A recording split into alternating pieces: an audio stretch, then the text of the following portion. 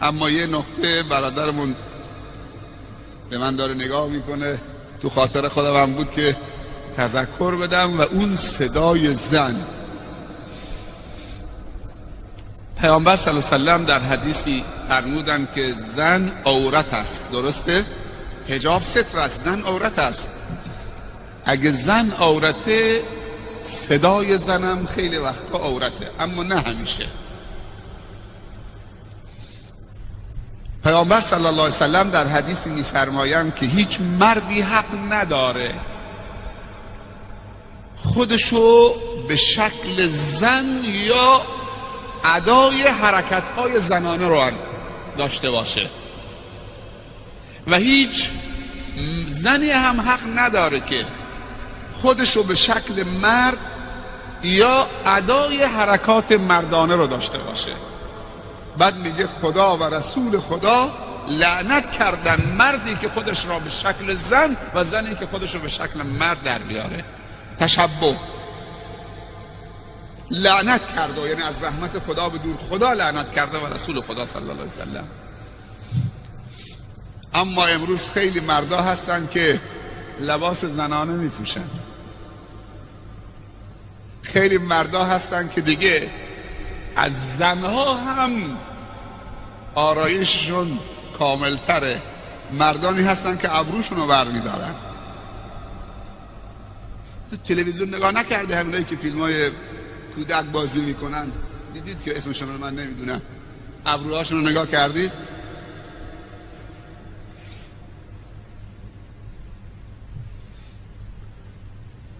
خیلی از مردا هستن موهای سینه‌شون رو با مواد خاص میزنن.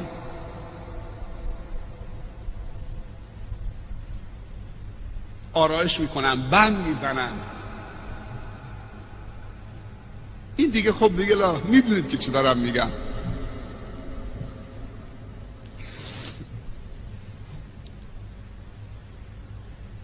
و خیلی از زنها هستن که لباس مردانه میپوشن. و الان رسمه که خیلی از زنهایی که خودشونو به شکل مرد در میارن میرن پیش طبیب و پزشک، یک سری جراحی هایی میکنن، سینه هاشونو بر میدارن. طب چقدر بی ارزش شده. من همین سفر قبلی که تهران بودم تو رمضان دیدم خیلی از زنا بینی هاشون تو فرودگاه که می آمدن کسب داده بودن، یه مورد، دو مورد. بعد دیدم نه یک مورد، 10 مورد و 20 مورد و سبحان الله. بعد که متوجه شدم سوال کردم، گفتن اینا ظاهرا جراحی پلاستیک میکنن، یعنی به بینی خودشون که خدا دادیه. خیلی چیزای دیگه که آدم شرمش میاد.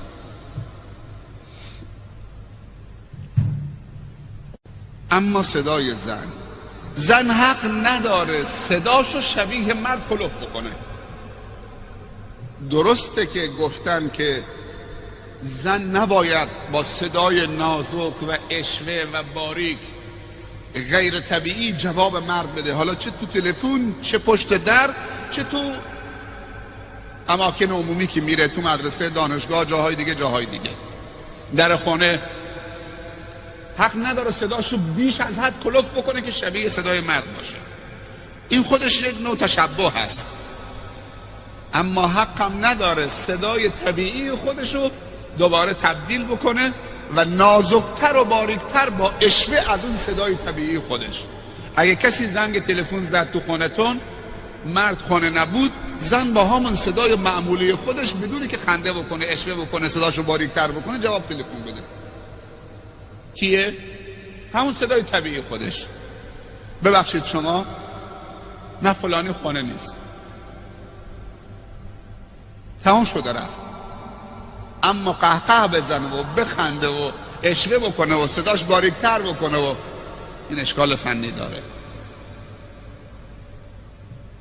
این او رو در معرض خطر قرار میده.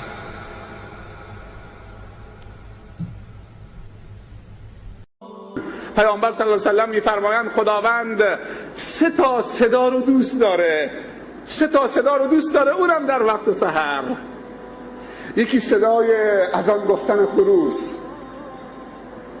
و یکی صدای تلاوت عبد با کلام رب العالمین و یکی صدای آه و ناله انسان گناهکار سر تا پا تقصیر در وقت سحر که به درگاه خدا زاری می کند.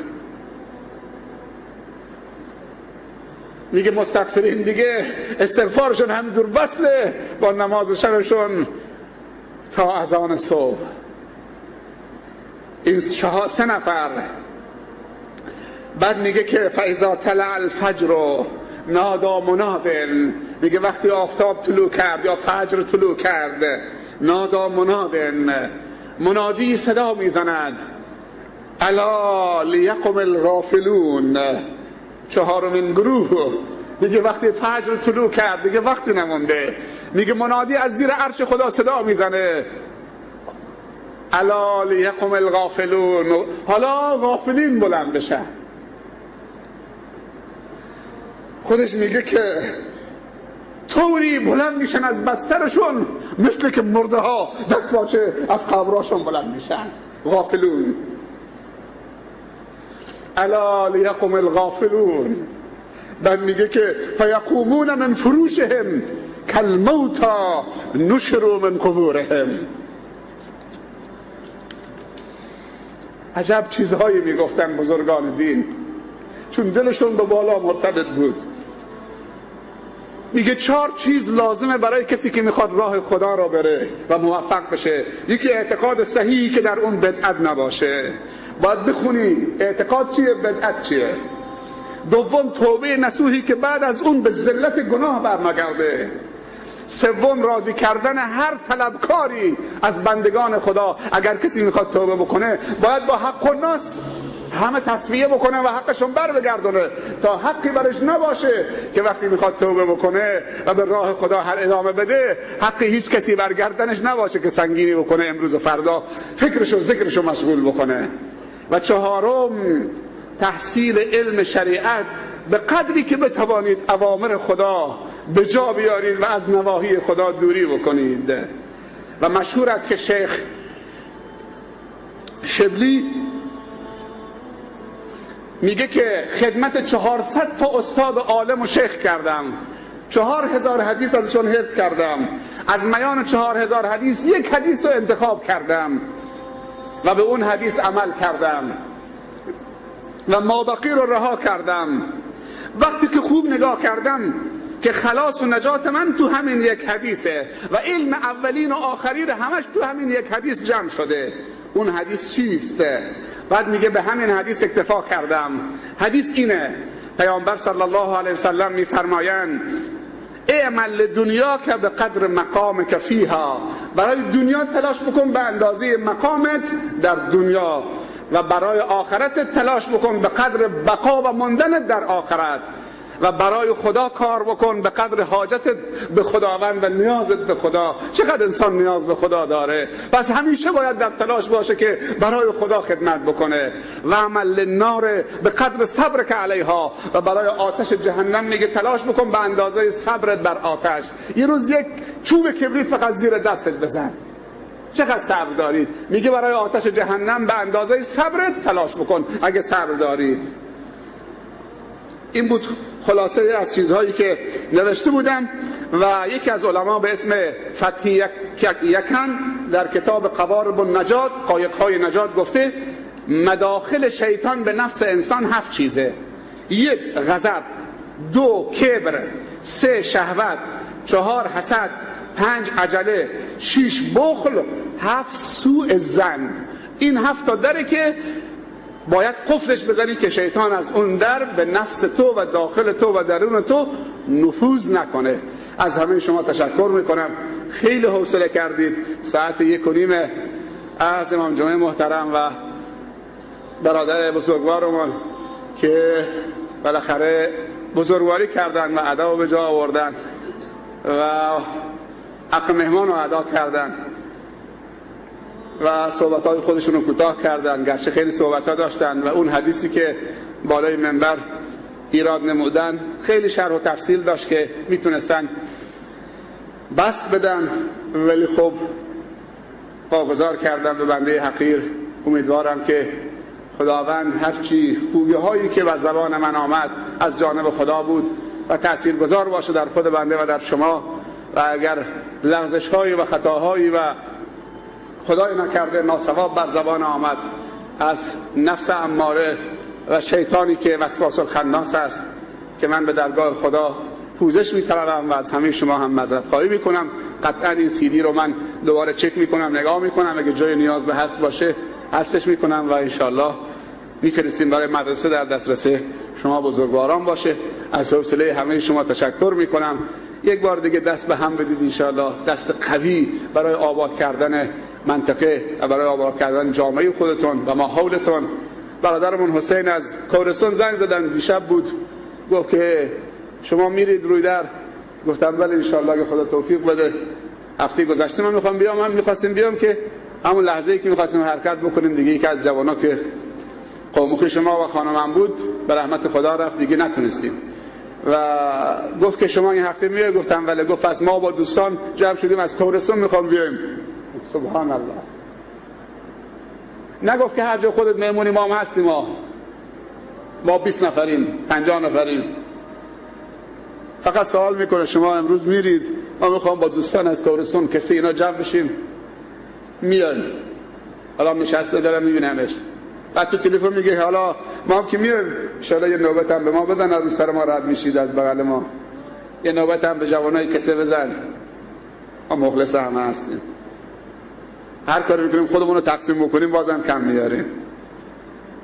دیگه الان جمعه و شنبه نیست، شب و روز نیست، یک سره داریم میدویم. بازم به گفته شیخ بزرگمون خدا حفظشون بکنه شیخ عبدالکریم میگفت مردم فکر میکنن که ما کاری کردیم. میگو این همه تلاشی که مردم فکر میکنن تلاشه، هنوز نتونستیم بیش از 10% خواسته های برادران مسلمانمون تو منطقه و خواهراشون، بیش از 10% خواسته هاشون رو جواب میدیم.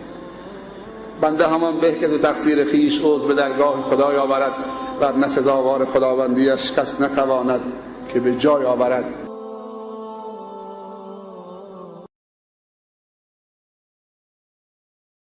گفت بارالها من پدر و مادر پیری داشتم. خوب دقت بکنید. بارالها من پدر و مادر پیری داشتم و گله گاو و شتر و گوسفند داشتم. عیالوارم بودم، بچه داشتم. هر روز میرفتم گله رو میوردم صحرا، شیر رو میدوشیدم میآوردم. قبل از این که به بچه هام بدم اول به پدر و مادر پیرم میدادم تا اونها بخورن بنوشن از من راضی باشن، بعد به بچه ها و فرزندانم میدادم. تا اینکه یکی از روزها رفتم صحرا دنبال گله. وقتی آمدم که شب شده، هوا خیلی تاریک شده، مقداری از شب گذشته، بچه ها گرسنه‌اند، همه گریه میکنن. شیر تو دستم آوردم، دویدم به طرف پدر و مادرم که هر دوتا خواب رفتن، انتظار کشیدن خواب رفتن. بچه ها فریاد میزنن، گریه میکنن بابا شیر بده.